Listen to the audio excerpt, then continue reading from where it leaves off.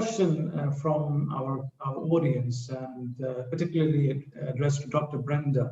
Maybe you can reflect on this, and others can give some their perspectives as well. So I want to one day create a game. I'll read out the question. I want to one day create a game that is targeting social anxiety. I know we spoke about this at length before as well. However, how do you approach it in a way that it doesn't become another escaping game for the player, and rather send an awareness? And reason I want to do this is for my own past experience. So could you give your perspective? I know this is something that is very close to your heart. Yes, and that's a great question. And we need people, again, that have experienced some of this anxiety to really understand what proper cues need put in the world.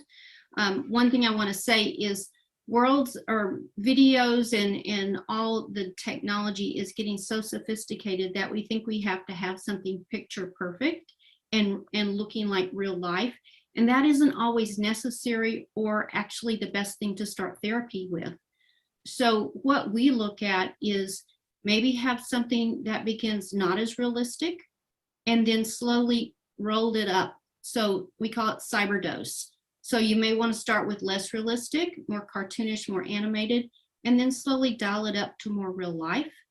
And you want to use scaffolding, which is also an educational technique. So you want to start with perhaps a few people in the world or no people in the world, practice your social skills, and then slowly ramp that up and have more distractions, more things that are not positive, like somebody saying, "What are you doing? Hurry up and order. I'm in a hurry." And having some almost a little bit of assertiveness or aggression in there to practice your skills. But to address it, that it's not just escaping, back in the late 90s, there was an online video game or online shared world called Digital Space. All you were avatar heads, but you had real life syncing of your emotions and your voice. And so you could show happiness, sadness, surprise, neutral, negativity, and you walked around these worlds. And so I would first teach some skill sets to people with social phobia. Then I would take them in this world and I would have them practice with me. We would both go in as an avatar. And we would go into these worlds with anonymity. We would practice those skills.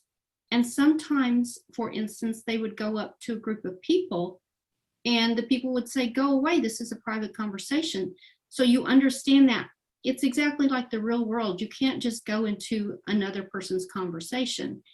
And we would do that. We would then debrief afterwards. We would talk about what had happened in the virtual world. And then I would assign real world homework. And what we saw were the skills learned in that online virtual world and now in brick and mortar virtual worlds, those transfer over to this real world setting. So skills that you learn in the virtual world, they don't allow you to escape. They actually educate you and you learn and you translate those over and you change your behavior in the real world. Thank you.